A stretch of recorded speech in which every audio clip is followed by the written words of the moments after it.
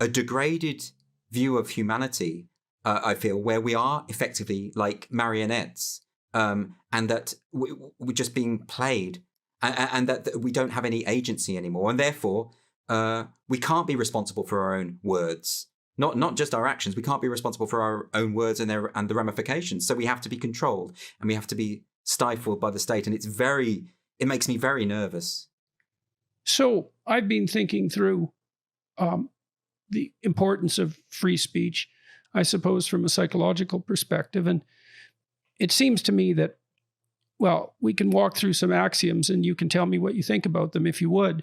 So, I mean, the first thing we might posit is that it's useful to think. It's better to think than not to think. And that might seem self-evident, but thought can be troublesome and stir up trouble, and your thoughts can be inaccurate. So it's perhaps not that unreasonable to start the questioning there. But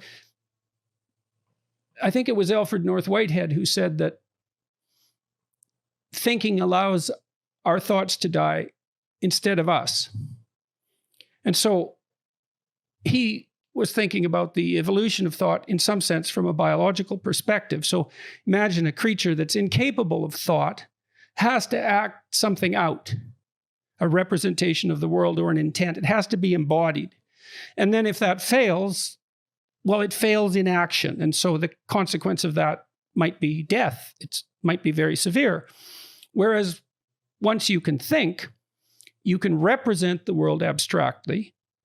You can divorce the abstraction from the world, and then you can produce avatars of yourself, sometimes in image, like in dreams, let's say, or in literature and fiction and movies and so on. Produce avatars of ourselves that are fictional, and then run them as simulations in the abstract world and observe the consequences.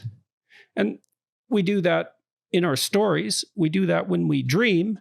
We do that when we imagine in images and depict a dramatic scenario playing itself out.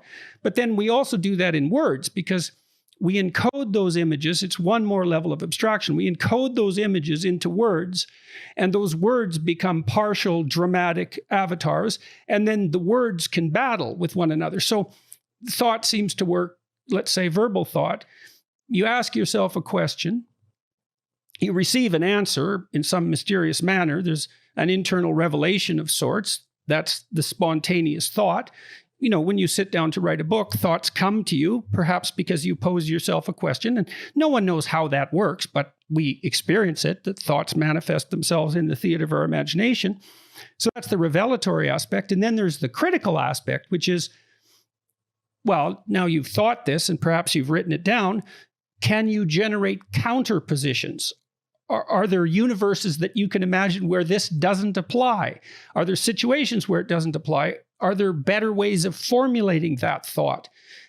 But I would say, with regard to critical thought, and to some degree with regard to productive thought, an indeterminate proportion of that is dependent on speech. I don't think it's unreasonable to point out that thought is internalized speech, and that the dialectical process that constitutes critical thinking is internalized speech. So you and I are engaging in a dialectic enterprise. You'll posit something and I'll respond to it, and you'll respond to that. And we're in a kind of combat. There's some cooperation about it as well. And we're attempting to formulate a truth more clearly, at least in principle, if we're being honest. We do that when we're speaking. So our thought, the quality of our thought, is actually dependent on our ability to speak our minds. Absolutely. And then, so go ahead. Well, I couldn't agree more, because I think speech is the way in which we collaborate on our thoughts. You know, that's how it works. You refine those thought processes that you've described. I mean, I'm no psychologist, but I understand this basic premise that we have these various thoughts that are continually in conflict within ourselves. Unless we're able to articulate them and to engage in others through that process, through that transactional process of speech, then those thoughts are never refined, and they remain in this kind of infancy. And this is why they're as refined as we can make them as individuals. Sure. But that's also assuming that you even have the words, which you also learned in a dialectical process.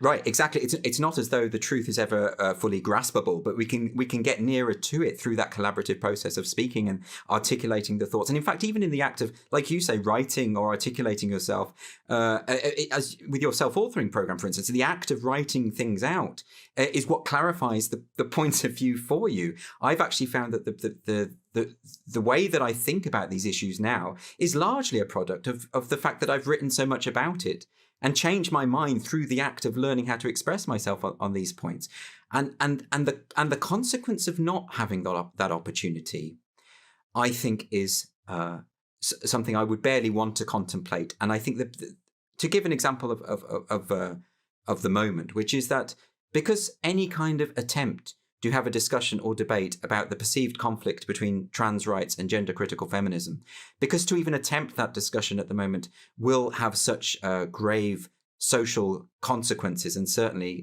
in terms of career prospects, major consequences, people will not have that discussion. I have people I know in politics, in the media, and they say to me quite honestly, I will not talk about this. I have concerns, I have qualms, I want answers to questions, but I absolutely will not open my mouth about this. And if you don't do that, this is why no one understands the issue. This is why no one has reached any kind of consensus on this issue. All we have is a sense in which to have the quote-unquote wrong opinion makes you a pariah, and therefore I'd better not have that opinion. Well, then that's not a sincerely held conviction.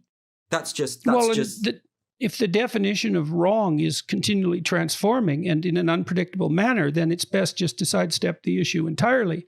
And then that leaves it murky and ill-defined, and assuming that you believe that thought has any utility. And so when you're sitting down to write, or when I'm sitting down to write, and I produce a sentence, it might have come from some theoretical perspective. Maybe I'm approaching something from a Freudian perspective, or a Marxist perspective, or an Enlightenment perspective, etc. I mean, it's a psychological trope, I suppose, that we all think the thoughts of dead philosophers, right? We think we have our own opinions, but that's really rarely, very, very, very rarely the case. It's not that easy to come up with something truly original, and generally you make incremental progress at best. And so your ability to abstractly represent the world and then to generate avatars that can be defeated without you dying is dependent on your incorporation of a multitude of opinions. And that in itself is a consequence of, that works to the degree that communication is actually free and that you can get access to as much thought as you can possibly manage. So I can't see how you can deny the centrality of free speech as a fundamental right, or the fundamental right perhaps, unless you simultaneously deny the utility of thought. But maybe if you are also inclined to remove the individual from the central position of the political discourse, then maybe you can also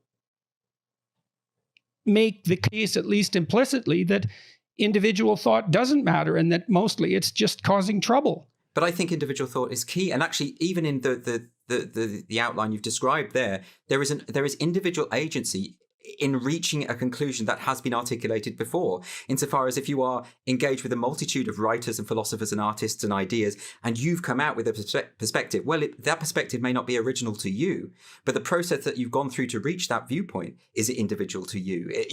There is a power in that. There's something important about that. There's something crucial. If you're a practicing psychotherapist, one of the things you have to learn is to not provide people with your words too much. What you want is for them to formulate the conclusion.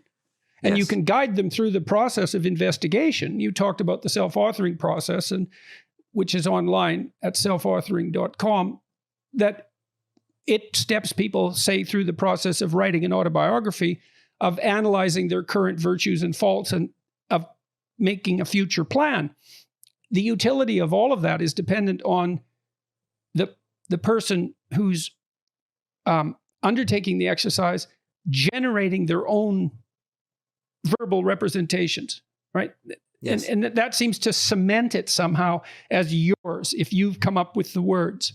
And so it's the uppermost expression of personhood, the ability to have the words that you should speak reveal themselves to you and to have the right to express them as you see fit. Yes. In which case, if you are merely repeating an accepted script, then to what extent can you even say to be an individual at all?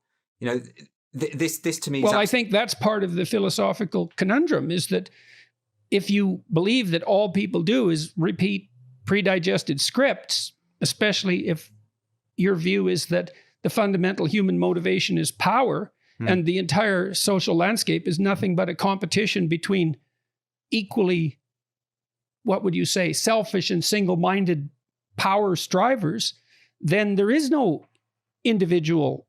There's no individual in that conceptual world. And it seems to me that that's the world that we're being pushed to inhabit and are criticized for, on moral grounds, for criticizing.